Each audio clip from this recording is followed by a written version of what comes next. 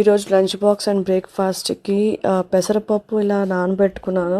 అంటే మనం ఈ టైం సరిపోతుంది, వెజిటేబుల్ కట్ చేసే టైంలో పెసరపప్పు నానిపోతుంది. సో దానికి సాంబార్ కానీ ముందు కింద స్టాక్ చేసుకున్నాను. పైన రైస్ పెట్టాను. దాని తర్వాత పొట్లకాయ, అదే స్నేక్ గార్డ్ స్టీమ్ కుక్ చేయడానికి పెట్టాను. అండ్ దానిపైన రాగి ఇడ్లీ చేసుకున్నాను.